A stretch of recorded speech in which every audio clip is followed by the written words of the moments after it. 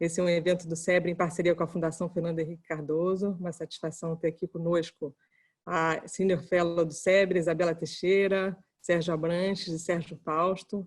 Obrigada, Sérgio, por mais uma parceria, mais um evento do SEBRE em parceria com vocês. Vou passar aqui para o Sérgio dar as boas-vindas e depois para a Isabela aí tocar o nosso debate hoje. Obrigada. Júlia, obrigado. Quem agradece a parceria somos nós. Eu tenho um bom amigo de origem francesa, embora seja brasileiro, que diz que no Brasil qualquer coisa que aconteça mais do que 2 vezes já virou uma tradição.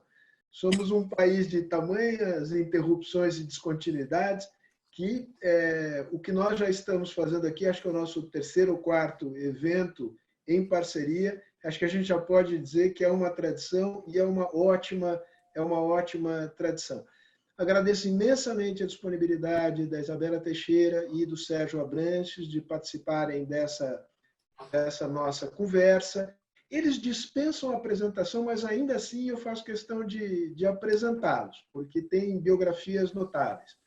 A Isabela Teixeira entrou em 1985 no IBAMA e fez um percurso admirável como servidora pública dessa área no governo federal e no governo estadual do Rio de Janeiro, chegando a ministra de Estado do Meio Ambiente e ali ficando por 6 anos, de 2010 a 2016. E, independentemente das preferências políticas para lá e para cá, não há quem não a considere uma pessoa que conhece o tema, que se dedicou ao tema com grande espírito público. Não é à toa que o reconhecimento dela não é apenas nacional, é também internacional. Hoje ela é co-presidente, co-chair do painel da ONU sobre recursos naturais. Isabela, ótimo tê-la aqui conosco. Sérgio Abranches é outra pessoa pela qual eu tenho uma imensa admiração pelo que diz, pelo que escreve e pelo que faz. É um sociólogo com doutorado nos Estados Unidos, na Universidade de Cornell, autor de um conceito fundamental da ciência política brasileira, o presidencialismo de coalizão, e que já na sua maturidade enveredou pelo meio ambiente e fez disso a sua área de atuação e de reflexão sem abandonar a ciência política. E é comentarista da CBN e autor de livros. Eu chamo a atenção para o penúltimo livro dele, que tem o interessante título de A Era do Imprevisto, a grande transição do século XXI. E acho que o tema que nós estamos discutindo hoje, que é um tema bifronte, a pandemia e a mudança climática, de fato, ele deve ser compreendido nesse marco conceitual que o Sérgio elabora neste seu penúltimo livro. Eu não vou me alongar aqui, apenas vou colocar o tema e vou pedir a Isabela primeiro e o Sérgio em seguida que façam exposições entre 10 e 15 minutos, em seguida às quais a gente passa a fazer perguntas, transforma isso numa conversa com a participação do público. O título é autoexplicativo. A pandemia pode ser entendida como uma espécie de demonstração do erro cabal de governos e da humanidade em geral de menosprezar o risco de eventos improváveis, mais possíveis, colocados no horizonte mais longínquo, e ao invés de se preparar para a ocorrência desses eventos, continuamos deitados em berço esplêndido, como se nada houvesse, sem nos prepararmos, e aí quando esses eventos se materializam, os estragos são imensos. A pandemia demonstra isso de maneira dramática. Ora, a mudança climática é um fenômeno sobre o qual há cada dia mais conhecimento a respeito. A não ser que sejamos negacionistas empedernidos, é claro o rumo da mudança climática e os efeitos negativos que podem, inclusive, ameaçar a sobrevivência da espécie humana na Terra.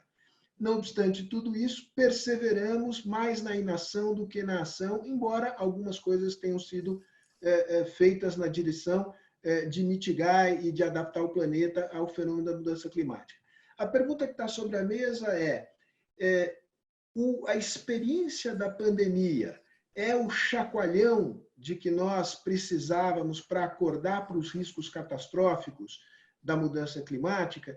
Ou esta leitura é uma leitura que desconsidera os interesses, a crise do multilateralismo, enfim, a complexa realidade da governança mundial? Eu queria que vocês, na intervenção inicial, abordassem esse tema, procurando analisar de que maneira o choque da pandemia mexe no tabuleiro da negociação sobre a mudança climática, sobre os grandes players estatais, Estados Unidos, China, União Europeia. Nós também tivemos no passado, oxalá possamos voltar a ter no futuro uma participação importante com o Brasil, levando em consideração também o setor privado, as empresas e a sociedade civil. Já falei muito mais do que devia e passo a palavra agora à Isabela para a intervenção inicial de 10 a 15 minutos. Isabela, a palavra é sua. Ok. Primeiro, boa tarde a todos. Obrigada, Sérgio Fausto. Obrigado, Júlia. É sempre um prazer a gente estar nesses debates com o SEBRE, Instituto Fernando Henrique, e também a oportunidade de reencontrar o Sérgio Abranches e a gente falar ou discutir um pouco o que está acontecendo hoje no mundo e como é que isso está sendo visto. Eu, na realidade, como eu estava falando anteriormente, em outro debate hoje pela manhã, eu tenho participado de várias discussões sobre isso, do que a pandemia possibilita, se nós vamos mudar o mundo, como é que vamos mudar a maneira de viver, etc. E tem sempre três visões assim, que eu posso colocar para ilustrar do problema de comportamento. A primeira visão muito otimista, que a pandemia mexe com climate change e que você dá um alerta global dizendo que essas crises não estão distantes e que, pelo contrário, hoje, dentro do que está acontecendo no mundo, nós estamos todos vulneráveis e uma crise climática atingiria a gente de uma magnitude e complexidade muito maior do que a crise de saúde que nós estamos vivendo hoje. Então, tem um grupo que defende isso e é um grupo que não é só de ambientalistas, tá? Outros grupos de pessoas que estão olhando a dinâmica do mundo com interesses do contexto de mudança do mundo. O segundo grupo é um grupo pessimista, é o grupo que diz que não, que você não muda nada ou que você muda pouco e que essa mudança vai acontecer sob controle em função, particularmente, isso emerge muito em função de uma crise de poder no mundo, que está no contexto, nessa discussão China, Estados Unidos, essa questão do regime bipolar ou multipolar, a fragilidade das Nações Unidas, enfim, tem um debate aí muito interessante acontecendo e tem uma turma realista. Esse é o terceiro grupo, é uma turma que entra dizendo o seguinte, olha, tem que, ao invés de termos uma mudança, os três concordam que haverá mudança, isso é importante, uns têm maior magnitude, outros acham que vai ser mais lento. Mas o que tem por trás é o seguinte, é uma mudança disruptiva que nós vamos esperar crises, e crises como essa que aconteceu e outras acontecerão. Você bem colocou uma relação inadequada do homem com a natureza, é isso que está colocado em xeque. Tá? E, por outro lado, também é uma turma que justifica que essa mudança vai ser uma mudança que poderia ser construtiva. Você vai aos poucos construindo e lidando com isso. Ou é disruptiva, ou você tem um caminho de ser construtivo. Quem defende essa posição, por exemplo, é o Jeffrey Sachs. Semana passada, num debate na União Europeia sobre o Covid, estava discutindo isso e num contexto que se coloca como. Acho que aí, como eu não tenho muito tempo, eu vou explorar três aspectos e vou deixar o Brasil mais na questão do debate, para poder facilitar. Você tem uma perspectiva hoje na Europa verdadeira, associada ao New Green Deal, associado a uma retomada, chamada retomada verde de crescimento, Green Growth Recovery, que tem a ver com uma missão, uma visão, um projeto que a Europa construiu e está construindo e que está compartilhado com a sua sociedade. Tem a entrevista do presidente Macron no Financial Times ilustra bem isso. Tem um interesse de talvez funcionar como bridge em relação a essa polarização Estados Unidos e China, e, por outro lado, tem um interesse estratégico na questão do multilateralismo, na renovação do multilateralismo e do seu papel no multilateralismo, uma possível reconfiguração da Europa pós-Brexit. Aí deixo aos especialistas, mas esses temas estão todos no contexto de clima. Tá? Clima é um tema que entra porque é um tema que trabalha desenvolvimento global. Então, você tem a coisa da Europa, que vai procurar os like-minded, está procurando os like-minded. Então, novos grupos estão, e clima é um agente facilitador disso. Tá? Ele é o agente que, a agenda climática vai lá, até porque você vai estar no Starting Game de Paris, e o Starting Game de Paris você continua com a discussão de Green Finance com os ingleses e você continua com a história de aumento de ambição e de visão de longo prazo, que os países estão depositando anteontem, o Chile depositou a sua visão. Entendeu? Então, a revisão de NDCs com toda a fragilidade da chamada governança climática global. Mas o que eu estou dizendo é que essas iniciativas, a iniciativa da China, que continua com a sua civilização ecológica, a revisão do Green Belt and Road, querendo ou não está lá, né?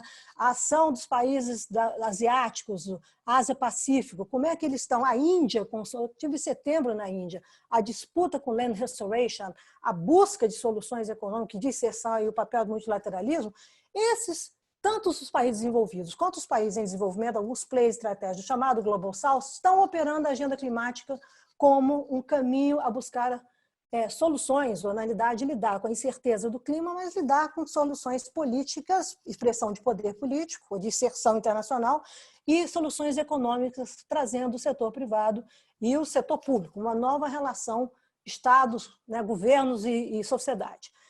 É interessante também mostrar que, do ponto de vista internacional, o Covid mostra novas tensões, novos conflitos entre, por exemplo, governos e setor privado.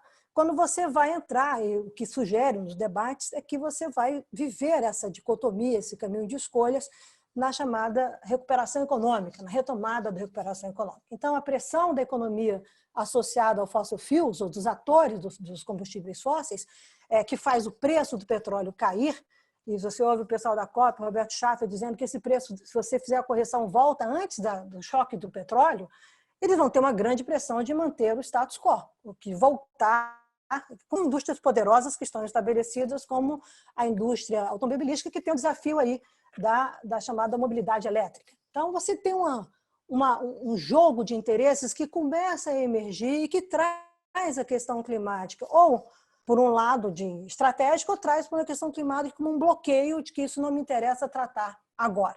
Tá? Então, isso realmente está acontecendo no jogo de que você tem uma pressão, como é que você está lidando com a crise e como é que você vai lidar com a crise econômica e a oportunidade de mudar a direção em relação à economia global e às questões climáticas. Aí tem uma coisa importante que, para mim, é um fio condutor.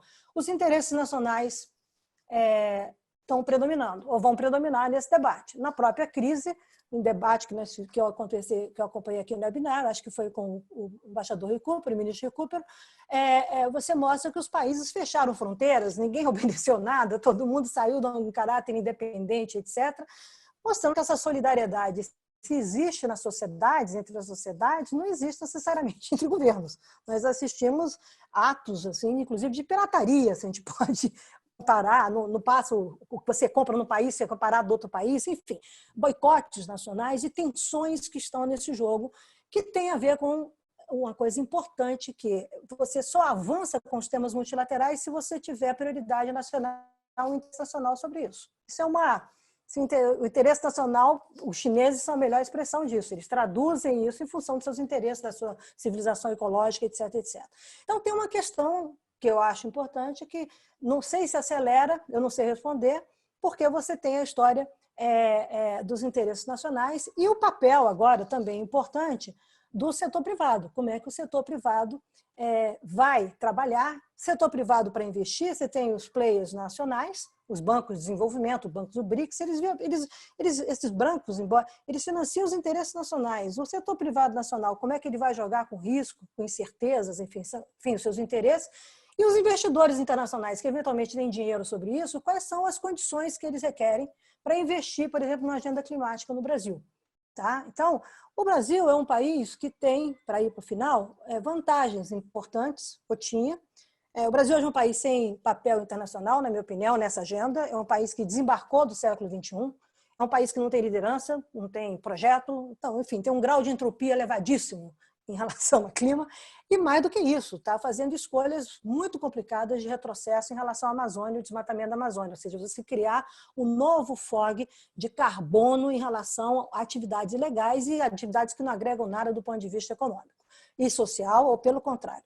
E mais do que nunca, essa agenda de clima requer democracia, e o Brasil oscila nessas questões democráticas, ele não dá clareza sobre isso. Então, do ponto de vista do Brasil, muito rapidamente, por causa do meu tempo que está acabando, nós temos que, se a gente pode ambicionar alguma coisa nessa transição, embora isso não seja uma marca do atual governo, o governo federal tem importância em regulação, né? Isso é super importante ser dito, mas você tem atores no governo tentando, pelo menos, ter interlocução, mas você tem um papel do subnacional hoje e você tem um desafio enorme, não só em agricultura, etc., que nós podemos fazer ajustes com essa agenda, assegurando competitividade no Brasil.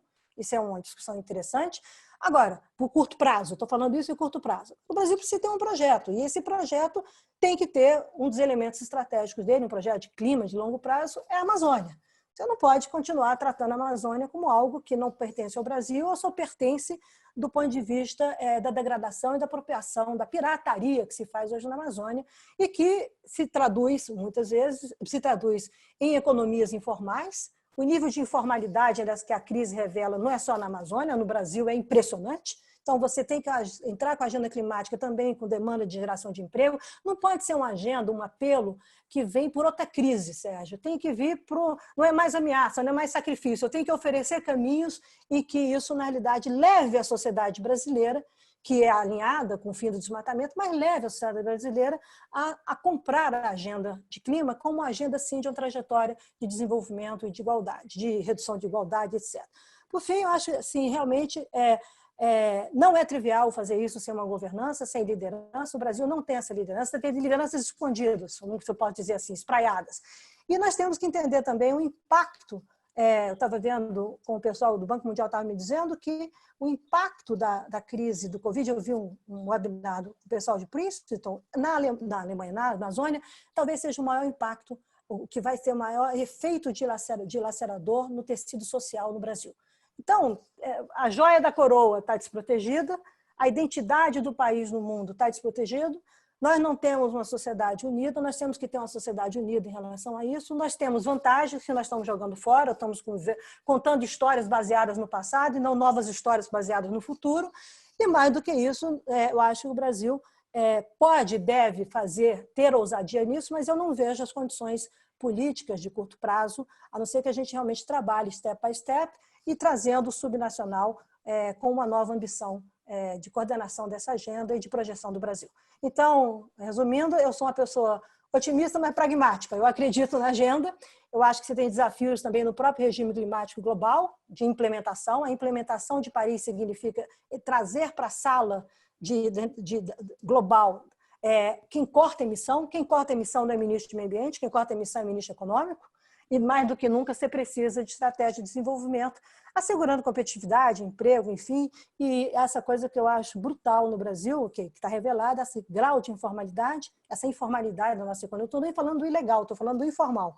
E mais do que isso, o desafio de nós lidarmos com soluções com o fim de desigualdade, lidando com as desigualdades nesse país. Então, agora eu não vejo com otimismo do wake-up call imediato, mas vejo um otimismo de que atores na sociedade brasileira querem trabalhar essa agenda e você precisa definir o timing de como é que você quer trabalhar essa agenda e esse processo também de inserção internacional. Ou seja, a política externa do Brasil hoje tem essa derivação para o nada, nós perdemos a expressão de Global South, de liderança, de soft power, e acho que internacionalmente o Brasil também temos que discutir de uma nova maneira os global issues, entendeu? Os global commons, porque os conceitos que trazem de soberania são absolutamente extemporâneos, né? O mundo está noutra... Eu estou discutindo, por exemplo, blockchains para controle das ordens de emissão florestal e desmatamento da Amazônia. É isso que eu estou discutindo com a turma do outro lado do mundo, entendeu? E a turma aqui está discutindo soberania no debate da década de 70, esquecendo que a Amazônia sequer é conectada dentro da modernidade, dentro, por exemplo, do que é contemporâneo da economia de inovação. Então, o mundo vem com uma velocidade enorme e com mudanças, e nós estamos discutindo um passado que pode ser interessante, mas não o suficiente para nos colocar no século XXI. Obrigado, Júlia, e ao SEBRE, e ao Sérgio Paulo e ao FHC pela oportunidade da conversa. Prazer estar de novo com a Isabela, poder interagir com ela. Acho que a última vez que a gente interagiu foi na negociação do Acordo de Paris. Verdade.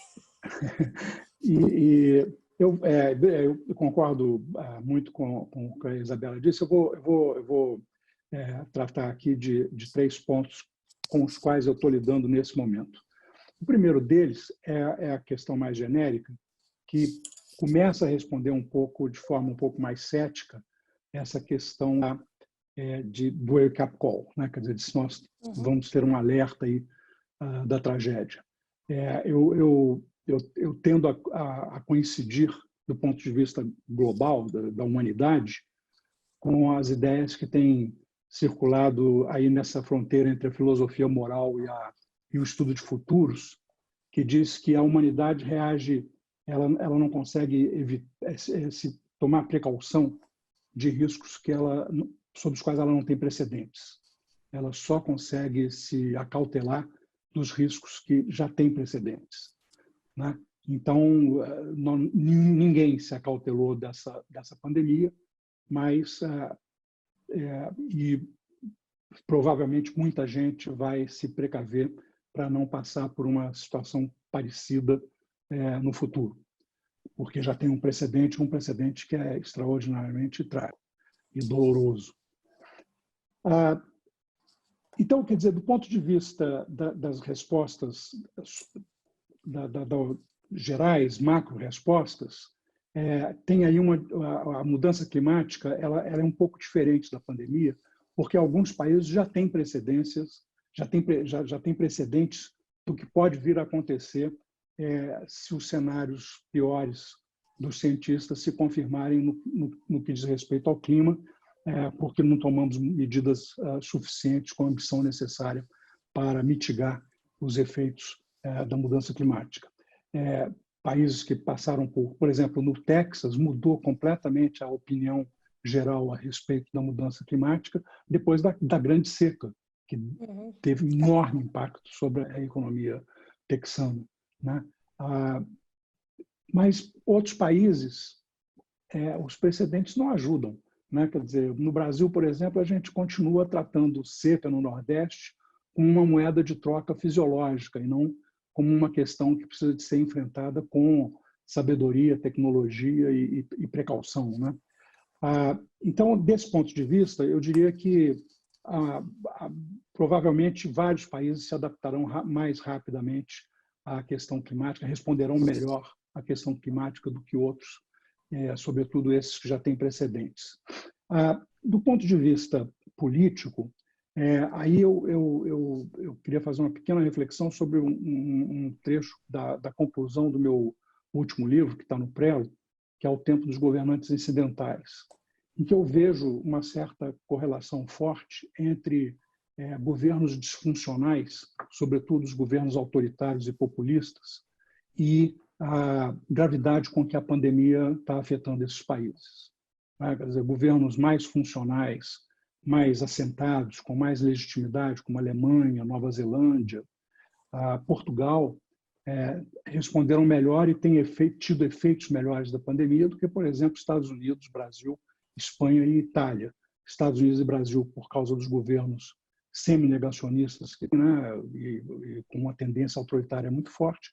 Itália e Espanha, porque tem maiorias muito instáveis e os governos são relativamente recentes e foram pegos de surpresa, de fato, e sem ainda ter todos os instrumentos de governança na mão. Essa correlação entre a má governança, digamos assim, a governança disfuncional e a gravidade da pandemia, ela é um pouco que se replica na questão da mudança climática e em várias outras questões, porque respostas a temas globais, a ameaças globais como uma pandemia global ou a mudança climática, requerem capacidade de governança interna muito azeitada. A Isabela tratou disso, eu vou falar menos disso, né? De tal forma que consiga processar de forma democrática e adequada a dinâmica interna de interesses, onde há oposição a determinadas medidas de combate à mudança climática ou de adoção de políticas climáticas adequadas, e, por outro lado, que sejam capazes de fazer essa junção da qual a Isabela falou, muito importante, entre as políticas climáticas e a resolução dos problemas de desigualdade, dos problemas estruturais de cada uma dessas sociedades. Essa é uma oportunidade, inclusive, que se abre, porque como a efetiva redução das emissões, a busca de uma economia de baixo carbono, envolve muita inovação tecnológica e mudança nos modelos de negócio, na dinâmica de interesses da sociedade, é uma oportunidade enorme para fazer essa mudança. Daí vem a aposta no Green New Deal e posições similares.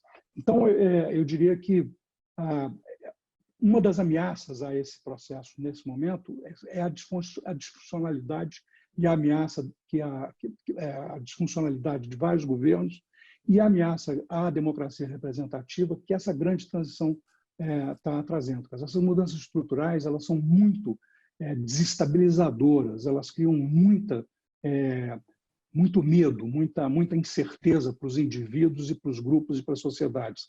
E as reações nunca são totalmente positivas, de modo que nós temos, de fato, aí um processo que, no curto prazo, pode ser negativo. Mas, por outro lado, a própria pandemia, ao paralisar as economias, ela está produzindo um processo importante de despoluição do ar. E esse processo de despoluição do ar, ele pode fazer com que várias sociedades investam mais rapidamente na mudança do padrão, por exemplo, de transporte das cidades, na adoção dos veículos elétricos, porque as grandes cidades poluídas do mundo vão se beneficiar muito, inclusive em termos de saúde pública, dessa redução forte das emissões. Talvez um dos poucos países do mundo onde as emissões não se reduzam seja o Brasil, por causa do que se faz na Amazônia. São Paulo, por exemplo, provavelmente terá ganhos importantes na qualidade do ar, por causa dessa paralisação. Mas a Amazônia, com o desmatamento e as queimadas, provavelmente vai compensar, do ponto de vista brasileiro, esses ganhos em cidades como São Paulo, Ceará, Fortaleza, Rio de Janeiro e Recife, que são Porto Alegre, que são cidades muito poluídas. Então, nós temos aí processos que ajudam a ideia e processos que não ajudam. Tem um ponto importante que Isabela mencionou, sobre o qual eu gostaria de me referir, já tenho escrito sobre isso, é que esse governo muito disfuncional do Bolsonaro, uma das coisas que ele está fazendo é destruindo boa parte das bases do nosso soft power. Quer dizer, e destruindo de forma muito deletéria, né? Quer dizer, em alguns casos, muito difícil de recuperar. Por exemplo, a destruição da Amazônia, ela tira de nós um recurso de soft power e de projeção econômica inovadora no século XXI extraordinário, muito importante. E é uma das razões pelas quais o Brasil tem sido protagonista nas negociações sobre a preservação da diversidade biológica e sobre mudança climática. É exatamente porque nós temos o patrimônio de biodiversidade, nós somos o maior país megadiverso do mundo, o mais megadiverso dos 20 e poucos países megadiversos que existem no mundo, é que nós temos poder e influência para negociar temas nas arenas multilaterais. E a destruição desse patrimônio vai diminuindo, vai tirando o nosso soft power. O avanço contra a cultura, ciência e tecnologia também nos tira importantes elementos de soft power, né? Nós não temos poderio econômico e militar para compensar isso, e nem queremos ter, e nem poderemos ter. Então, é isso que nos ajuda. E um dos nossos principais recursos, soft power, que vem do Império, que é ter uma das poucas diplomacias profissionais do mundo, de carreira, sólidas, institucionalizadas, que está sendo objeto de destruição interna. Eu até faço um paralelo com o que eu chamo gente como Bolsonaro, Trump e Orbán, que tentam destruir a democracia por dentro, depois de serem eleitos, né? Eles são os cupins da democracia, eles roem por dentro a estrutura, né, a arquitetura democrática. O que o Ernesto Araújo está fazendo no Itamaraty é exatamente o trabalho de cupim, né, da diplomacia, está corroendo por dentro a diplomacia brasileira e tirando do Brasil protagonismo e importância.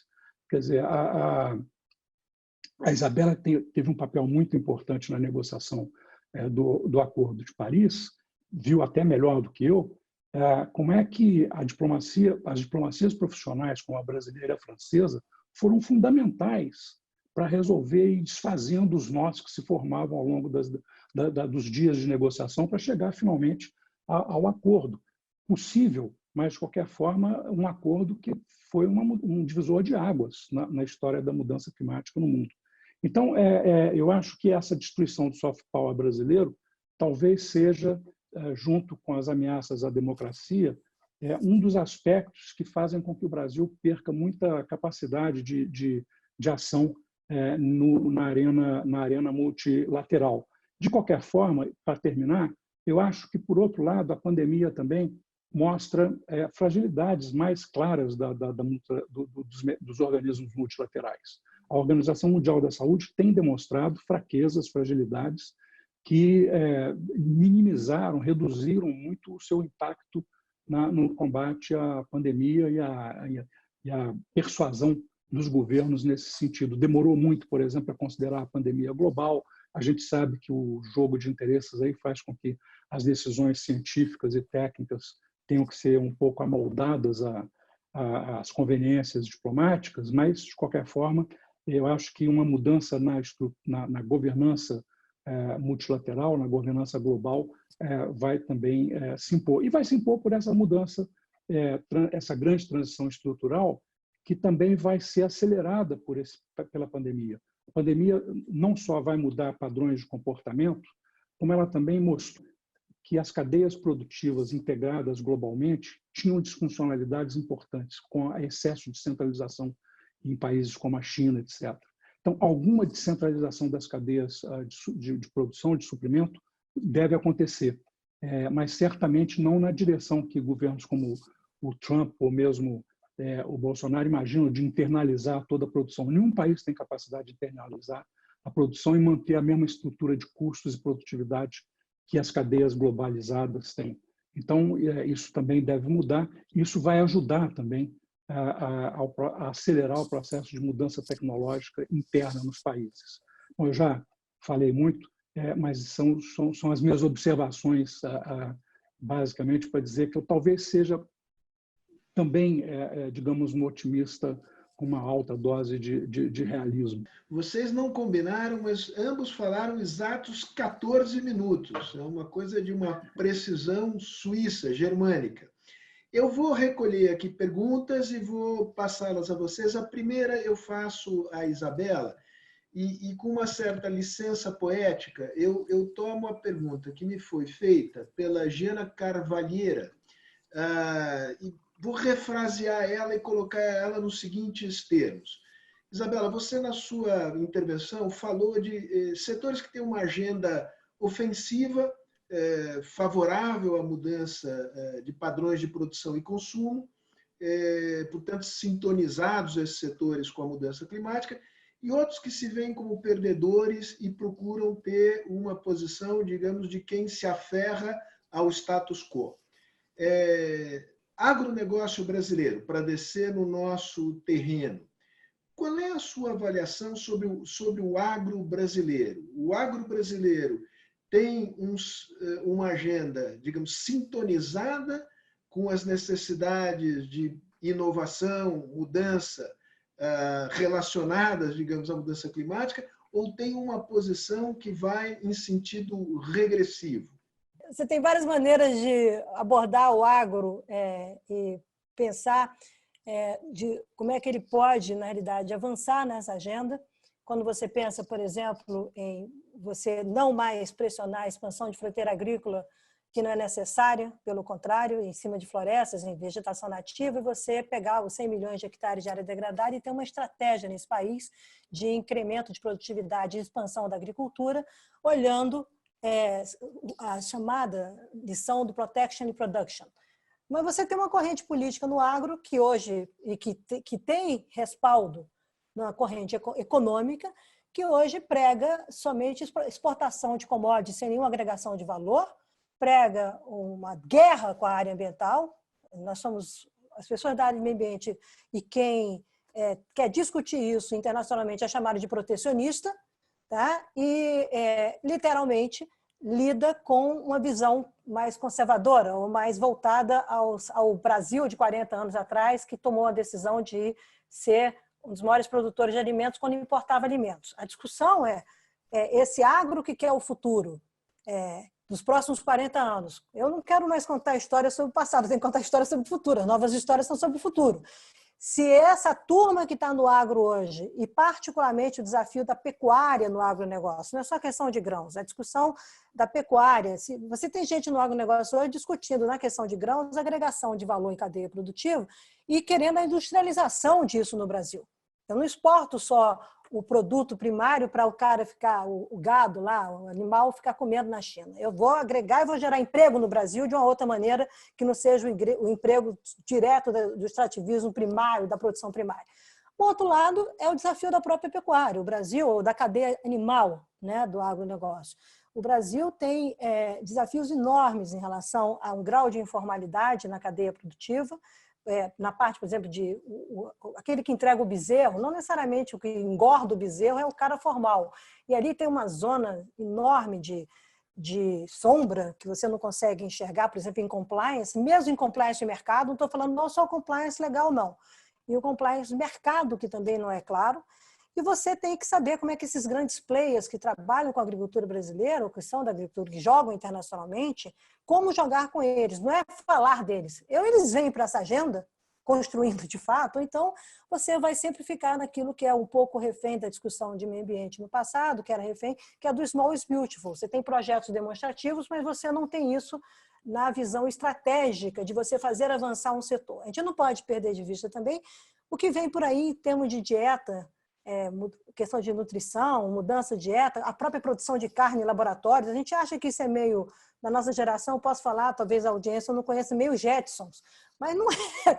Isso está aí, tá? Isso vem num processo disruptivo, e essa crise da pandemia, com zoonose, porque a origem tem um acaso da natureza, que é um acaso e necessidade, como fala o Monod.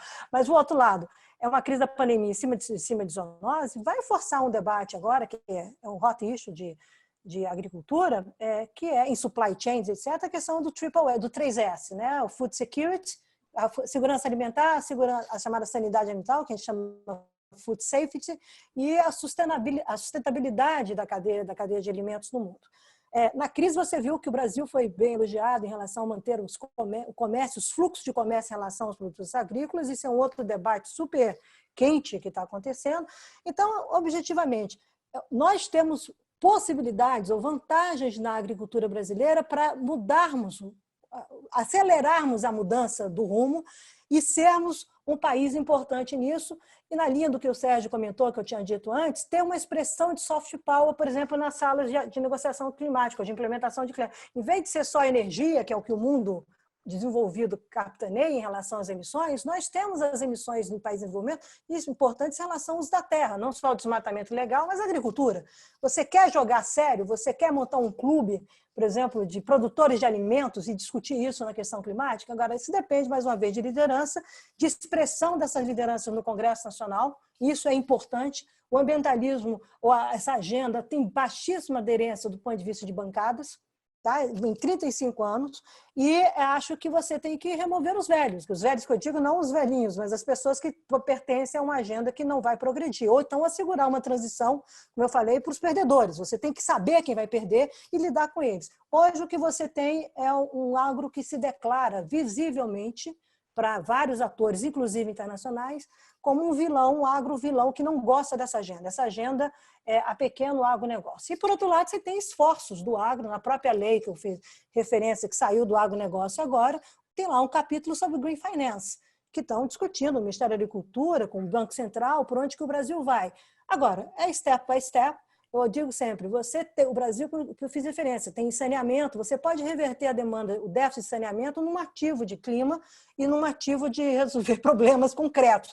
Agora, precisa ter projeto, precisa ter visão, precisa ter compromisso, precisa ter liderança e precisa ter valores compartilhados com a sociedade. Se for operar nessa dicotomia, eu sou vilão, eu sou bonzinho, o Brasil vai pagar um custo altíssimo, como já começamos a pagar, continuamos a pagar agora com a retomada do desmatamento da Amazônia, então é bancado por parte do agronegócio.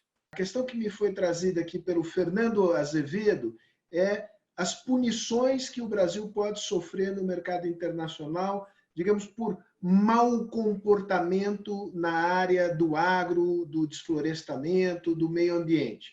Mas a pergunta para você, Sérgio, lembrando que você vai precisar tirar o mudo do seu microfone para respondê-la, é uma pergunta aqui inspirada por uma ponderação feita pelo Otávio de Barros, economista, e que reflete uma discussão que está aí no ar, que é basicamente a seguinte: democracias têm dificuldades para lidar com processos de mudança estrutural que requerem planejamento de longo prazo, antecipação de ações e arbitragem de perdas. Quem perde, quem ganha, etc.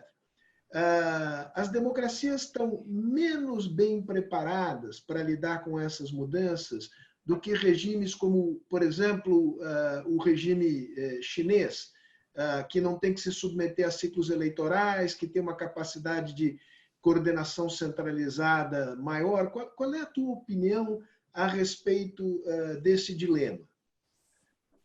Vou responder, mas eu não concordo inteiramente com a formulação do meu amigo Otávio, que é o seguinte: as democracias não são desaparelhadas para lidar com as perdas e ganhos. Ao contrário, a democracia é a melhor forma de administrar a alocação de perdas e ganhos de forma mais benéfica para a sociedade. Pode não ser para os poderosos, mas para a sociedade é. Agora, de fato, elas têm problemas com o planejamento de longo prazo e a previsão. Só que tem um aspecto aí que eu acho que muda um pouco tira um pouco essa fragilidade das democracias. Ninguém está em condições hoje de planejar a longo prazo, porque nós estamos num processo de mudança que vai ser por ensaio e erro. Quer dizer, os modelos de negócio estão sendo postos em xeque, as tecnologias estão mudando muito radicalmente, o modelo político está sendo posto em xeque, a própria democracia representativa tem lá as suas dificuldades, mas, ao mesmo tempo, pode ter vantagens em fazer a transição de uma política inteiramente analógica para uma política mais digital. E a China tem dificuldades de lidar, exatamente porque ela tem um processo de planejamento muito rígido, né, e um sistema político muito rígido. Ela pode ter problemas para se adaptar a mudanças disruptivas muito rápidas. Uhum. Então, eu vejo ao contrário, quer dizer, eu vejo que países que tenham sistemas políticos com mais capacidade de adaptabilidade, de se adaptar a mudanças muito rapidamente, que absorvem, que institucionalizam ou trazem para o establishment os setores emergentes, como está fazendo, por exemplo, a Alemanha, em parte, esses países são os mais bem aparelhados para lidar com o imprevisto desse momento em que a Isabela estava falando, vamos ter que lidar com o pessoal que só pensa no passado. O problema é o seguinte: o nosso presente tem cada vez menos passado, cada vez mais futuro. Quer dizer, o passado nos ajuda muito pouco hoje a entender o que está se passando no momento e o que vai se passar no futuro. Então, nós precisamos, na verdade, de um outro tipo de perspectiva em que nós sejamos muito mais rápidos para responder a desafios emergentes e imprevistos. Essa que para mim, é o grande teste, não só para as democracias, como também para os regimes autoritários pesados e bem estruturados, como o chinês. Muito bom. Isabela, eu vou acrescentar uma pergunta à pergunta que eu já te fiz anteriormente e que me foi feita aqui, deixe-me ver, por Alberto Lopes. Eu te disse, a primeira pergunta é que consequências o Brasil pode sofrer. A segunda pergunta, que é muito interessante, é sobre o papel dos governos subnacionais. Digamos, de ser um freio, um contrapeso serão suficientes para, digamos, atenuar os malefícios de uma política econômica e ambiental equivocada do governo federal? E uma última coisa que eu queria dizer aqui, Sérgio, eu estou tomando alguma licença poética aqui com as perguntas. Então, o Otávio não fez a formulação naqueles termos. Eu é que, para tornar a pergunta um pouquinho mais picante, ou supostamente picante, reformulei. Tá bom? Bom, eu vou tomar carona na frase do Sérgio, tá? O outro Sérgio, Sérgio Branches, falando sobre o presente tem cada vez mais, o presente tem cada vez, está mais presente cada vez mais, no presente o presente e o futuro, e não o passado. Isso é uma frase que mostra, ilustra exatamente quando eu disse que você tem players no Brasil operando o passado, querendo trazer o passado para o presente que não cabe. Tá? Então, do ponto de vista de punição ou de perda de espaço político do Brasil em relação à questão climática ou mesmo à questão do agro, no Acordo de Paris, isso é uma coisa importante das pessoas entenderem. O Acordo de Paris, porque não tem punição, não é legally binding, ele mudou o rumo político da história. Ele fez todos os países estarem alinhados num novo rumo em relação ao clima. E o jogo começa a ser jogado, e lembrando que todas as condições geopolíticas que nós adotamos para ter Paris não existem mais hoje, tá? Em 5 anos. Tá? Tanto do acordo da China com os Estados Unidos em 2014, tá? Passando o que foi feito de alinhamento do governo Obama com a Índia, as próprias condições da Europa, uma Europa hoje pós-Brexit, isso tudo mudou. Mas é verdade o que o Sérgio colocou do ponto de vista de que houve um grande alinhamento das diplomacias, a sofisticação da chamada diplomacia de carbono e um alinhamento estratégico da diplomacia do Itamaraty e o Quai d'Orsay. Isso é absolutamente verdadeiro, tá?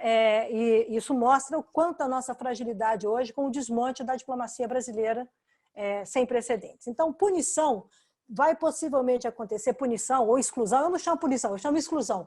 Você não entra mais nas salas, você não é mais o país consultado. A sua agricultura, eventualmente, você vai ter que mostrar tanto compliance do que você faz, que os caras vão questionando isso. O consumidor, os mercados consumidores estão mudando. Tá aí, as escolhas que estão sendo feitas hoje em relação a consumo de alimentos não é só o abastecimento para quem tem fome, as pessoas têm escolhas. Então, o impacto nos mercados consumidores, o impacto no custo do dinheiro que vai financiar o dinheiro internacional que vem financiar o Brasil. A agricultura, você não pode pensar só a produção, a agricultura no Brasil é dependente de infraestrutura. Como é que vem isso? Entendeu? Como é que isso vem chegar no Brasil? Isso tudo, o Brasil tinha uma condição, um caminho com possibilidades muito mais positivas do que ele tem hoje. Não quer dizer que ele não possa conquistar espaços, não quer dizer que ao invés de vender para chinês com restrição, ele vai vender para país árabe. Essas são as discussões. Mas isso não se sustenta no tempo, porque os acordos comerciais estão aí bloqueados ou com dificuldade de serem implementados, e o Brasil perde a voz ativa. E para um setor estratégico como a agricultura, que continuará sendo estratégico para o mundo, é importante que você navegue em águas não tão confusas, não tão revoltas, e fazendo com que as pessoas, os oportunistas, possam usar, por exemplo, regras de protecionismo contra nós, quando a gente não precisa disso, tá? Ou não precisava disso. Hoje acho que a gente precisa de muita coisa. Então, as questões da política, a visão, a perspectiva de política ambiental no Brasil, que precisava já ser renovada, ela já precisava ganhar outros ares por causa da mudança do mundo e pelo próprio modelo que estava associado à nova república. O primeiro Ministério do Meio Ambiente do Brasil é criado em 85, tá? Ele vem com essa, e ela é Ministério do Meio Ambiente e Cidades, Desenvolvimento Urbano e Meio Ambiente. Né? Eu comecei a trabalhar em 84, então eu peguei isso. Isso mesmo precisa avançar. E a própria Amazônia, lembra que a história ambiental do Brasil começa com a questão urbana, e agora vem para a questão das florestas, do verde, e o mundo evoluiu para isso. Então, tem um papel importante que eu acho que a agricultura brasileira ela pode estar exposta a várias situações que o Brasil tinha controle e ela não teria controle. É só lembrar a velha história dos biocombustíveis. Até hoje se discute, até hoje se disputa internacionalmente questionamentos que tem cana na Amazônia. Até então não tinha mais, agora estão querendo que volte. Então é difícil você gerar credibilidade. Então eu acho que a grande questão de punição ou de dificuldades, será gerar credibilidade no mundo, entendeu? E que isso você não compra na prateleira. Isso depende de várias variáveis e do mundo que talvez esteja cada vez mais sensível a isso. A outra pergunta é sobre deixa eu te dizer o seguinte, segura essa resposta sobre os governos subnacionais, porque surgiu aqui uma pergunta também sobre o papel das cidades no tema ambiental, como atores, digamos, do jogo climático. Então, aí você responde as duas depois. Eu jogo a bola de volta para o Sérgio. Na esteira de uma pergunta que me foi feita, na verdade é uma ponderação, Tagore Villari, que diz, olha, é preciso ter um Estado aparelhado, renovado, para dar suporte a uma economia sustentável. Ele toca no tema específico, digamos, do Instituto Nacional de Propriedade Industrial, questão de patentes, o número de analistas que existem no Brasil em comparação com os Estados Unidos. Nós estamos assistindo no Brasil, digamos, um padrão de governança que espelha cada vez mais práticas do passado e não práticas do futuro. E curiosamente, isto acontecendo num governo que tem uma presença militar importante.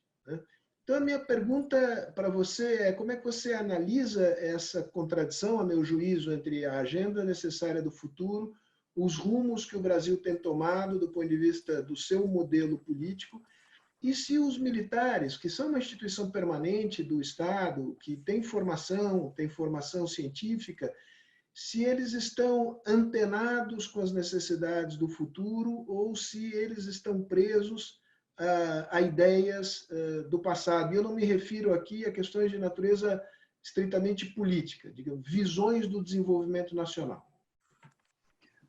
Muito obrigado. Veja bem, a questão fundamental aí é a seguinte: essa pandemia ela mostrou a extrema fragilidade e nocividade dos regimes neoliberais para a economia. E ela vai levar um resgate do patrimônio progressista, né, do legado progressista, porque os países que estão conseguindo melhor lidar com a questão da Covid-19 são países que têm sistemas públicos de saúde muito robustos e bem estruturados, né? Ainda que, digamos, enfraquecidos pelos ataques liberais mais recentes, como foi o National Health Service do Reino Unido. Mas o próprio Boris Johnson, né, teve que reconhecer que teve a sua vida salva pelo NHS, não foi num hospital privado, né? Os Estados Unidos, ao contrário, que tem uma estrutura toda ela privada, nunca teve um sistema público de saúde adequado, decente. Como disse que lá em Nova York estava o melhor sistema de saúde do mundo, ele não durou 10 dias.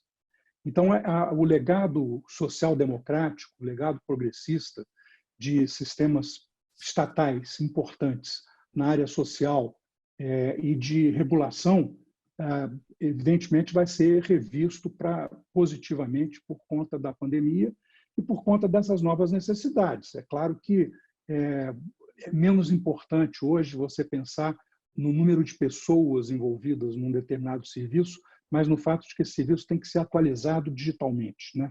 Você tem que passar a usar o digital para ter mais velocidade. Mesmo na questão ambiental, por exemplo, de fiscalização da Amazônia, é muito importante ter o IBAMA presente em loco, forte, com contingentes significativos, mas ele funciona muito melhor se ele estiver informado por satélites e radares que deem a ele muito mais informação. Aumenta dramaticamente a capacidade de evitar bobagem na Amazônia para o IBAMA, né? Então, essa questão da estrutura estatal bem aparelhada para lidar com as mudanças e, inclusive, ajudar a sociedade a resolver os problemas das falhas, novas falhas de mercado, etc., é fundamental. Isso não significa dizer que não precisa de ter responsabilidade fiscal, muito pelo contrário, porque as mudanças levam a uma redução importante da capacidade fiscal do Estado, da capacidade de financiamento, mas vai aumentar extraordinariamente a necessidade de governos e setor estatal serem capazes de escolher adequadamente como alocar os recursos que são escassos, né?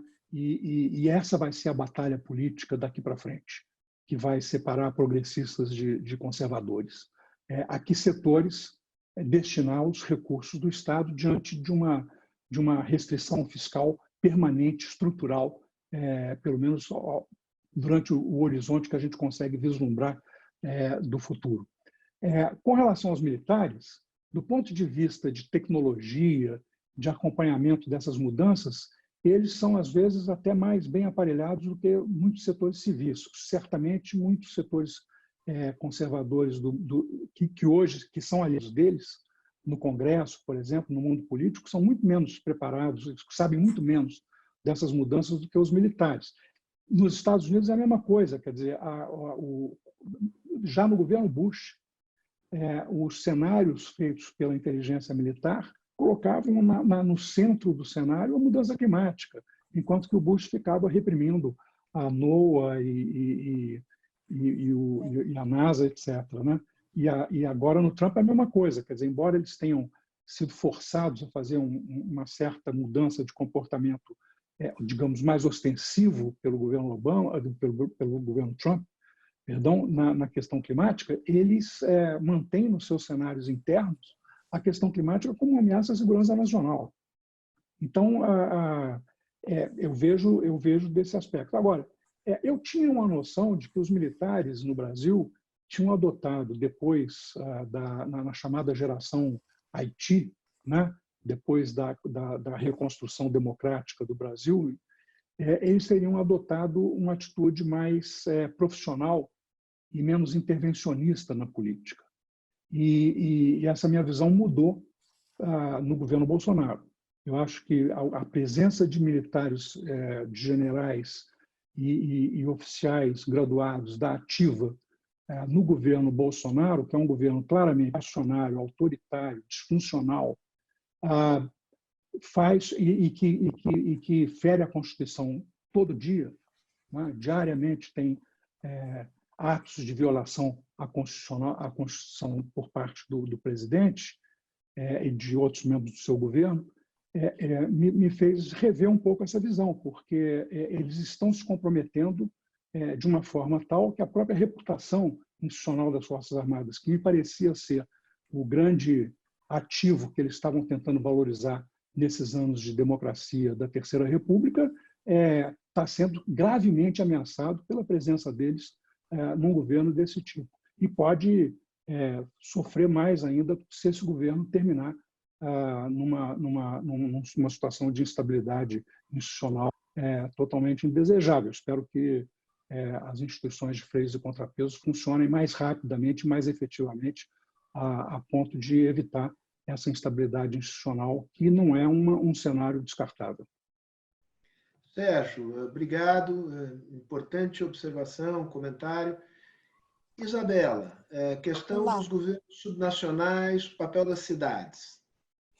Rapidamente, olha, primeiro, quando você fala em clima globalmente, você está olhando o Brasil e é o país como um todo. Então, tanto o federal quanto os chamadas instâncias subnacionais, estadual e municipal, tem papel mais do que papel. Numa situação que o Brasil está hoje, ganha uma projeção, porque você perdeu o papel do federal em tudo, mas na questão ambiental, particularmente, houve uma destruição, e na governança climática, a gente é obrigada ainda a ouvir teses de gente do governo dizendo que a matriz energética, a transição energética do Brasil aconteceu há 50 anos atrás, ou então ouvir dizer que a Terra é plana, né? Que a questão do carbono não existe, enfim, essas coisas, negacionismo climático, isso em setores que são estratégicos para a interlocução internacional, para investimento, eu não estou falando de setores periféricos de governo, estou falando do mainstream do governo.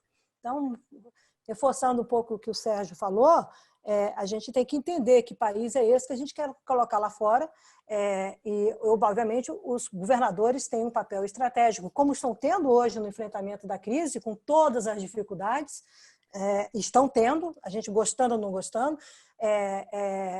e, por outro lado, não estão sendo tão bem sucedidos em função também de forças contrárias ou que boicotam isso. Mas, independentemente disso, do ponto de vista de clima, os estados e os municípios, as cidades têm papel importante. As cidades, elas são grandes emissoras e obviamente, tanto é que quando você vê que você consegue ver a despoluição do ar, a despoluição da água, da Baía de Guanabara, quando fez o colapso da economia, a economia urbana colapsou.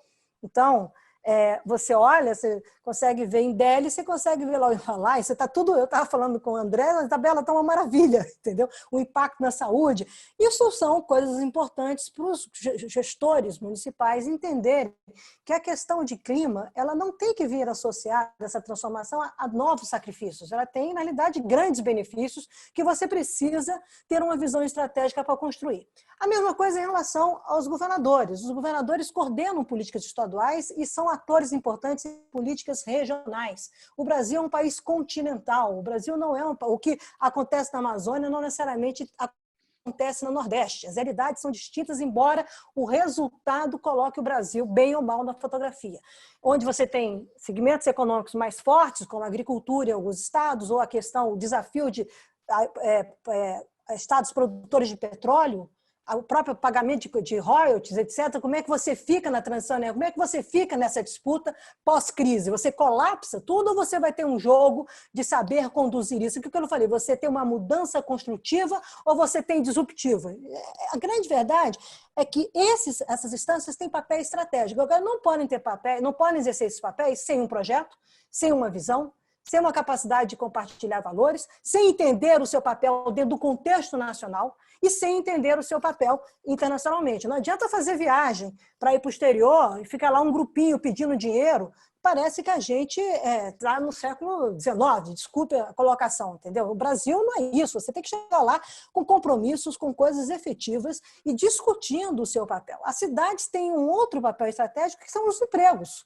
A geração de empregos, numa geração realmente para a economia urbana, o país tem mais de 85% das populações vivendo em cidades e vai a 90%, tá? Como é que nós vamos tratar com esses novos empregos? Então, a área de transporte, a área de habitação, de construção, o green building, que vem, as pessoas, o designer, a produção de madeira, você plantar madeira e associar isso, por exemplo, às novas casas.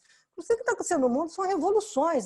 A nova civilização de cidades na China, na Coreia do Sul, toda voltada para desigualdades, não são mais as smart cities somente, é uma coisa a mais. O debate no Fórum de Boao ano passado, na China, foi todo em cima do impacto da inovação tecnológica e as novas cidades. A gente quer continuar discutindo, despoluição da Baía de Guanabara, se Duque de Caxias, São João do Meriti vão resolver como a sua equação fiscal e com uma gestão pública que é pífia, ou uma cidade do Rio de Janeiro que ainda comete os erros de gestão pública como comete. Então, o Brasil toma nota, que embora seja importante e tenha potencialidades, nós temos que entender os nossos desafios, as nossas diferenças e projetar lideranças em cima de uma realidade que nos leve ao futuro, com todos os nossos trade-offs, com todas as nossas dificuldades, com todos os nossos desafios de um país em desenvolvimento, um país tão assimétrico como o Brasil. Agora, ficar achando que captura esse dinheiro e traduzir, eu sempre brinco, vou fazer uma brincadeira, que essa agenda tem 50 tons de verde. Se você só quer tratar da agenda do dólar, do verde do dólar, entendeu? Se você não for muito estratégico, não chega a 10 metros na disputa, até porque aí a imagem do Brasil, de um governo que está promovendo o que está promovendo hoje, a imagem do Brasil joga contra os interesses, porque a negociação é mais lenta. Então, é importante organizar, é importante ter novas governanças, é importante discutir, é importante, por exemplo, olhar um estado feito Pará ou o estado do Amazonas, entender a diferença entre uma economia descentralizada, para você buscar uma economia de uma floresta, como o Carlos Nobre defende, uma nova expressão de bioeconomia, e uma bioeconomia industrial, uma nova Zona Franca, que é uma economia centralizada, um modelo de economia centralizada, que nós pagamos subsídios enormes anualmente para financiar o velho. Então, ou para financiar coisas que ainda possam ter sentido numa região tão descolada de ganhos do Brasil, que é a região amazônica e continental. Quando você pensa que São Gabriel da Cachoeira, onde tem lá as populações indígenas, 3 etnias e a Amazônia, é importante discutir desenvolvimento humano diferente, porque são a diversidade de povos, não é você ficar falando só, mesmo a agenda de cidades na Amazônia. Você pega São Gabriel da Cachoeira, é do tamanho do Reino Unido. Então, você é um município na fronteira. As pessoas têm que ter dimensão de território. Então, eu acho que cidades são estratégicas, elas precisam ter agendas, nós precisamos ter um processo bottom-up de estruturação de estratégia em clima, entendendo que pela ciência você junta essas emissões todas num inventário e projeta isso internacionalmente. Agora, enquanto o Brasil quiser achando, e a Amazônia estiver achando, e a bancada política da Amazônia estiver achando que aprovar medidas provisórias como grilagem, a MP da grilagem, refando o Brasil, ou que estiver achando que você vai apostar em desmatamento, em garimpo ilegal, etc., etc., como uma solução de país, tá? Não tem como a Amazônia, os líderes da Amazônia terem papel internacional. Então, eu não vejo assim. Então, o Brasil são vários Brasis, as cidades devem liderar, o mundo tem uma parte de cidades liderando a agenda climática, o subnacional está aí, nós vamos ter que avaliar como é que se trabalhou depois nessa crise, você tem várias avaliações, vou ler vários artigos de vocês, vários seminários, mas eu acho o seguinte, nós temos que entender o sentido da federação no Brasil. Acho que, finalmente, talvez essa crise vá nos mostrar uma dimensão de federação, uma dimensão de pacto federativo, que a gente tantas vezes fala, que talvez a sociedade não tenha aderência. Se não tiver aderência na sociedade, não vai. Tá? E não pode ser baseada no medo, não pode ser baseado na ignorância, não pode ser baseado em conceitos extemporâneos. Tem que ser baseado num país que faz parte do mundo e que tem o seu papel, sim, trazendo benefícios para a sua sociedade. Então, o papel internacional. Então, cabe. Agora, vamos discutir, vamos buscar essas novas lideranças, né? E vamos preservar os velhinhos, que somos nós, que estão em casa. Então, nós devemos sobreviver, entendeu? E vamos ver como é que a gente trabalha mais para frente. Essa questão do timing também é importante, tá?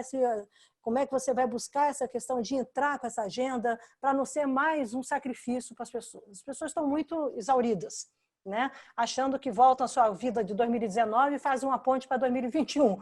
Não sei se vai ser assim, não. Mas que a gente precisa discutir com base nos novos argumentos, precisamos, e trazer esses novos fatores. Meu último comentário, Sérgio, a gente não pode esquecer o impacto sobre as novas gerações. Se a gente voltar, você é da minha geração, Sérgio também, se a gente voltar no tempo, embora numa dimensão diferente, o impacto da AIDS nas nossas vidas como jovens. Tá? Nós vamos ter, todo mundo mudou. Claro que você podia ter até a opção de ser celibatário, mas não é diferente do Covid, mas essas crises globais, elas impactam a gente. O fenômeno da menina Greta, tá? Ele não aconteceu de graça. Tá? Isso tem um movimento, as pessoas estão se movimentando no mundo, os jovens estão se movimentando no mundo, e nós temos que entender como é que os jovens capturam essa agenda, e os jovens são também muito urbanos, né? Estão diretos na agenda das desigualdades nas cidades. Isso é absolutamente estratégico, discussões como renda mínima universal, discussões como desigualdades, informalidade, nós temos que lidar isso com a agenda de clima. A agenda de clima não pode ser uma agenda que vai ser desse jeito, nós temos que saber construir soluções. O lado bom é que o Brasil tem criatividade, tem um povo que eu achava que a jabuticaba era mais íntegra, mas ainda tem um povo bom, tá? E acho que a gente tem que explorar melhor as parcerias que nós estamos deixando, inclusive com os nossos vizinhos. O Brasil está dando as costas aos vizinhos, entendeu? Então, hoje nós estamos vetados até de cruzar a fronteira porque nós somos ameaça. Não é possível. Tá? Então, acho que a agenda climática pode ser um ponto de ligação da gente chamar isso e coordenar e trazer um projeto de país junto com soluções e sabendo lidar com os trade-offs. Eles são muito poderosos, mas eles não sobrevivem o tempo inteiro, não. Olha, nós estamos chegando ao final, mas tem ainda um tempinho. Eu vou pedir a Isabela que responda lá na frente, primeiro ao Sérgio. Uma pergunta que me foi feita pelo Paulo Sotero. Paulo Sotero, que dirigiu durante vários anos o Brazil Institute do Woodrow Wilson Center, em Washington. E a pergunta é basicamente o seguinte: é provável, ou pelo menos é possível, que o próximo presidente americano seja um democrata, Joe Biden? Muda a política dos Estados Unidos, política externa climática dos Estados Unidos? E esta mudança coloca o Brasil numa posição ainda mais marginal, se mantivermos o atual rumo ou falta de rumo da política externa do nosso país? Essa é a pergunta para você, mas depois. Sérgio, eu te dou duas perguntas, você escolhe uma e toca em frente.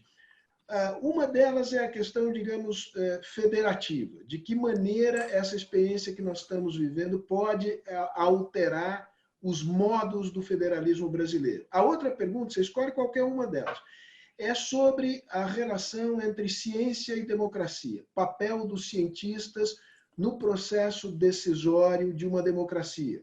É evidente que não se trata aqui de eleger reis filósofos, nem de entronizar cientistas que teriam a última palavra sobre todos os assuntos.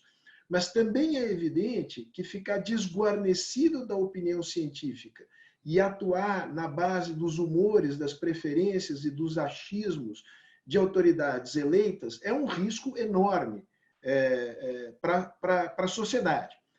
Como é que você vê este equilíbrio, novas formas de relação entre ciência e política em ambientes democráticos? Escolhe qualquer uma das duas e toca em frente. Obrigado. Eu vou fazer uma frase sobre a questão do federalismo, a Isabela falou muito bem sobre isso, mas eu só para dizer o seguinte, eu na minha análise do presidencialismo de coalizão, eu sustento muito fortemente a tese de que a democracia brasileira sem descentralização federativa é inviável, né? Quer dizer, o excesso de centralização em Brasília corrompe a política, endurece ela e torna tudo muito mais difícil. E acho que agora, na pandemia, o fato de que essa é uma das poucas áreas em que os governadores têm autonomia e essa autonomia foi fortalecida pelo Supremo Tribunal Federal, embora eles não tenham recursos financeiros, está mostrando que se dependesse do Bolsonaro, nós estaríamos aí provavelmente hoje com 50 mil mortes e o cenário é mais ou menos esse, 50 mil mortes já, né? Então, certamente, fortalecer a federação é fundamental, descentralizar é fundamental e é por aí que a gente consegue também melhorar cada vez mais a gestão municipal e a gestão estadual. Do ponto de vista, e isso tem a ver com a questão da ciência e da democracia. Ciência e democracia tiveram uma relação ambivalente, né? Quer dizer, os governos democráticos que sabem usar bem a ciência, vários governos americanos, por exemplo, usaram muito bem os seus economic advisors, os seus consultores científicos. Esses são cargos permanentes, né, da estrutura da Casa Branca, e isso sempre me pareceu muito importante. Quer dizer, o governante não tem obrigação de conhecer, de saber ciência, ele não tem obrigação de saber de tudo, ele é um generalista que tem que ser capaz de entender o que estão dizendo a ele e tomar decisões políticas a respeito disso, que tem a ver com a questão da alocação de benefícios, com os custos que a sociedade vai incorrer, etc. Então, políticos que sabem usar a ciência sempre saíram melhor do que políticos que não sabem, né? Políticos que brigam com a ciência, que é o caso do Trump e é o caso do Bolsonaro. Por outro lado, tem sempre o risco de se transformar num governo de tecnocratas, né? Mesmo a própria centralização brasileira, ela foi feita pelos militares com um objetivo, obviamente, político, de controlar estados e municípios e poder reprimir melhor os movimentos políticos, mas havia também ali uma visão tecnocrática de que o governo federal era capaz de planejar e dizer o que era melhor para cada área e distribuir, né?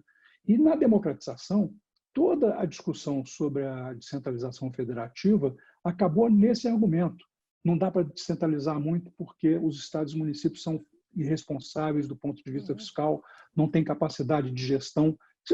Não tem porque não deixam ter, porque não tem a responsabilidade. Se você não tem a responsabilidade, se Brasília faz tudo, você fica numa posição muito confortável, porque você é completamente irresponsável, você faz o que você quer, porque você não tem que prestar conta. Você pode sempre dizer, não, foi Brasília, foi a culpa do presidente.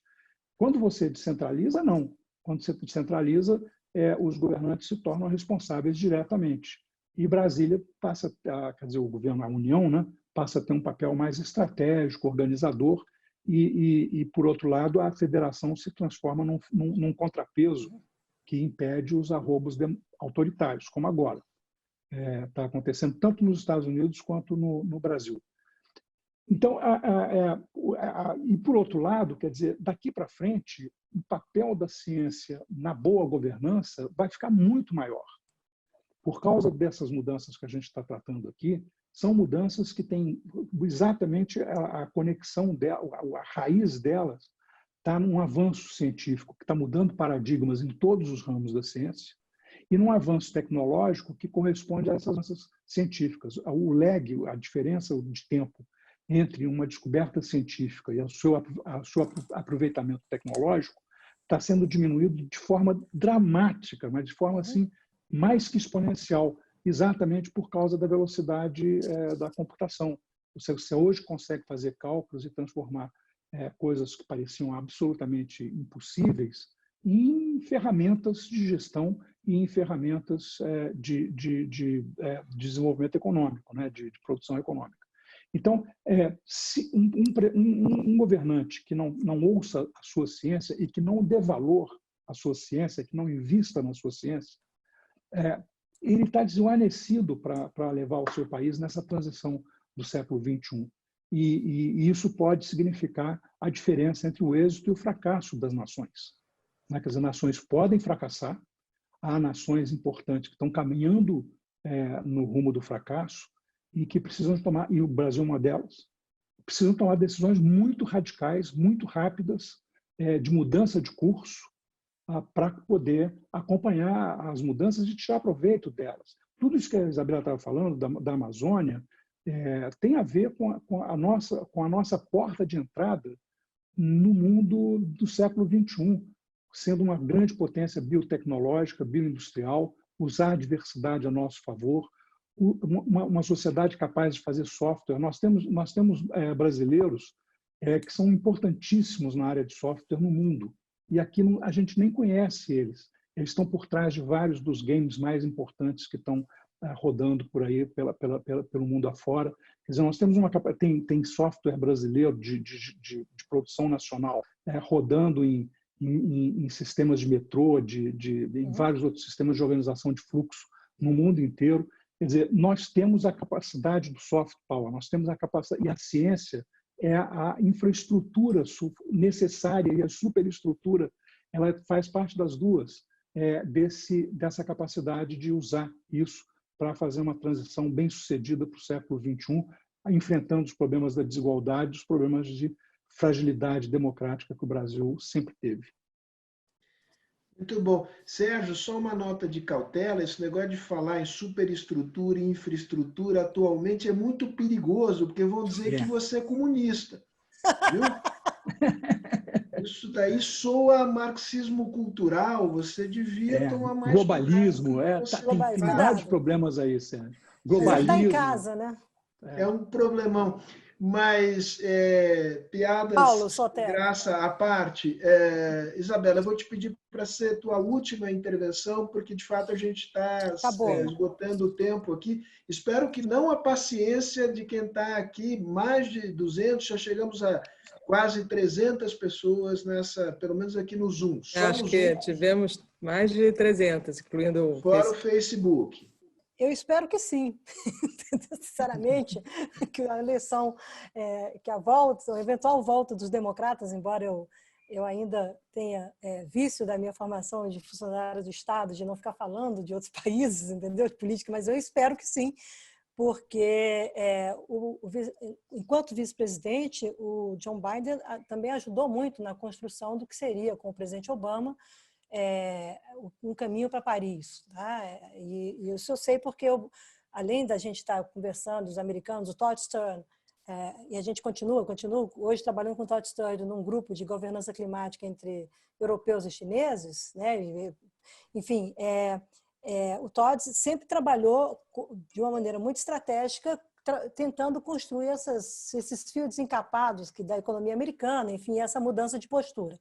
Então, a volta dos democratas, o meu movimento que você tem sobre o tema no Congresso Nacional, né, em novas lideranças democratas, no Congresso americano, isso poderá trazer um ar fresco. Eu não conheço detalhes de como é que está acontecendo a campanha, mas certamente de uma maneira muito mais confortável, olhando também o chamado setor privado, vários dos players que trabalhavam no governo Obama ou que foram players privados importantes, que tiveram protagonismo na questão do clima pelo setor privado, estão presentes hoje nas chamadas negócios globais e na discussão global com o setor privado de clima. Então, eu acho que sim, o Brasil, da perspectiva dos interlocutores hoje, eu ouso dizer que ficaria muito mal, mas eu acho que o Brasil, nós somos muito maiores do que está colocado nisso, porque os diálogos continuam acontecendo. Tá? As pontes existem e continuam existindo, e muitas delas não só individualmente, mas institucionalmente. A gente acha, eu posso estar criando problemas, por exemplo, com as relações bilaterais, não só com os Estados Unidos, com a Europa, mas eu estou discutindo, por exemplo, parcerias, tem caminhos discutindo, por exemplo, hidrogênio verde, tá, na agenda. Então, a gente tem que entender que as instituições, interlocuções, nós mesmos, nas relações entre think tanks, etc., nós estamos procurando manter essa interlocução com o Brasil vivo. E, obviamente, é uma condição essencial de uma eventual eleição de um democrata nos Estados Unidos que a gente tenha uma diplomacia retomada, reestruturada, o vigor do Itamaraty para a gente poder voltar a ter interlocução estratégica, porque nós sabemos que a interlocução com esses países são interlocuções passo a passo, não são interlocuções feitas na informalidade do copo de requeijão, entendeu? Isso não existe. Relação de país é relação de país, é relação de Estado. Então, eu acho que uma eleição dos democratas pode trazer não só para o mundo uma expectativa, inclusive, do não desembarque de Paris, mas uma expectativa de você, inclusive, dialogar melhor nessa situação bipolar China, Estados Unidos, e o reflexo disso na sociedade americana e na sociedade chinesa. Tem desdobramentos disso, que clima é transversal, o clima é como um pêndulo, ele vai e volta, mas eu acho que o Brasil iria numa situação... nós teríamos caminhos para retomar ou para conquistar novos passos de construção de interlocução com os Estados Unidos na agenda climática. Particularmente porque nós temos relações muito importantes no subnacional e no setor privado. Eu acho que a gente não deve cair nessa esparrela da vilanização que está mostrando hoje tanto o quanto que o Brasil perde e quanto que os próprios Estados Unidos ficam vulneráveis, né? Quer dizer, a hegemonia americana, etc. Mas são desafios da cooperação internacional e, para mim, desafios muito fascinantes do ponto de vista da engenharia, da diplomacia climática e da geopolítica do clima, que é cada vez mais interessante de entender como é que isso vai evoluir no mundo. Obrigada a todos. O Brasil é maior que os seus governantes de turno. Sem sombra de dúvida. A sociedade brasileira no mais das vezes, melhor do que os seus governantes de turno. Nós somos, a única coisa é a seguinte: o Brasil vai parar de descer a ladeira. Ele não vai, como diria meu querido Moraes Moreira, lá vem o Brasil descendo a ladeira. Isso vai passar. Nós, como sociedade, temos a responsabilidade de dizer que nós não somos isso que poucos querem expressar como o Brasil. Nós somos muito maior que isso. Agora, é claro que nós somos abatidos, temos que avaliar os nossos erros, isso é importante, tá? Mas nós não podemos... Eu fico inquieta, Sérgio Abranches, quando eu vejo um jovem dizer que a liberdade não é importante. Eu quero enlouquecer. Então, a gente tem um trabalho, sim, entendeu? De ir a campo, de convencer e falar, não façam isso, a democracia com todos os seus problemas, a questão climática com todos os seus problemas, tudo é importante, o soft power é importante, a nossa sociedade é muito maior do que esse apequenamento que alguns querem dizer do Brasil. Nós não somos isso, eu só tenho convicção disso. E os jovens que acham isso, e certamente são a minoria, é porque nunca experimentaram a falta de liberdade. Isso. Nós, da nossa geração, que já experimentamos, sabemos do que se trata. Eu queria falar um minutinho para terminar e passar a bola para a Júlia, de fato, encerrar. Foi dito e redito, e é correto dizer, que nós precisamos ter uma visão de futuro. E não ficar preso a paradigmas do passado. Mas a gente também não deve esquecer que no passado nós fomos capazes de vencer grandes desafios. E eu lembro aqui a pandemia da AIDS e a epidemia de AIDS no Brasil. O Brasil é um caso de sucesso na contenção da difusão da AIDS. E isto foi feito ao longo dos 30 anos de reconquista e consolidação da democracia. Essa política venceu resistências conservadoras que diziam que esta era uma doença apenas de um pequeno grupo. Era mistura de preconceito com ignorância. Câncer gay, uma ova, né? Assim como gripezinha, uma ova. E foi na medida em que a sociedade brasileira se organizou para pressionar governos e pressionar Congresso, que isto deixou de ser uma questão de um grupo para se tornar uma questão da sociedade, se transformar em política de Estado. E com isso, milhares, se não milhões de mortes foram evitadas no Brasil, né? Então, olhar o exemplo, é claro que digamos, a biologia... É o legado progressista, Sérgio. Hã? É o legado progressista. Um imenso legado progressista para dizer alto e bom som para quem gosta do período autoritário e menospreza o período democrático, ineficiência é uma ova, né? Fomos capazes de organizar isso com a comunidade científica, com a mídia, com a comunidade gay, com o Congresso Nacional, que em 1996 generalizou a oferta de antirretrovirais para toda a população brasileira. Enfrentamos no plano internacional as grandes corporações farmacêuticas e os Estados Unidos, ministro Serra, ministro Celso Laffer, tempos gloriosos da diplomacia brasileira, né? E fizemos isso na democracia, sem anti-americanismo idiota, mas sem subserviência vergonhosa como nós assistimos. Então, acho que temos do que nos orgulhar, temos no que nos apoiar para acreditar no futuro do Brasil, e é isso aí, é bola para frente, né? Tem o Brasil descendo a ladeira, mas tem, tem também o velho samba o tio Sam está querendo conhecer a nossa batucada, e a nossa batucada é boa. E não tem governante de plantão alucinado e antidemocrático que vai estragar o Brasil. O Brasil é muito melhor e mais forte do que isso. Então, Júlia... Então, vamos em frente com o carbono saltitante, por favor. Gente, foi muito bom o debate. Beijo para o Sérgio e beijo para a Isabela. E agradecer de novo o Sérgio aí pela parceria que a gente tem feito e todos vocês pelo painel. Obrigada. Obrigada, gente. Até a próxima. Valeu. Tchau, Sérgio. Tchau, Júlia. Beijão. Força aí. Beijo. Vamos de trilha sonora inovadora. Tá bom. Beijo grande. Tchau. Tchau, gente. Beijão. Tchau.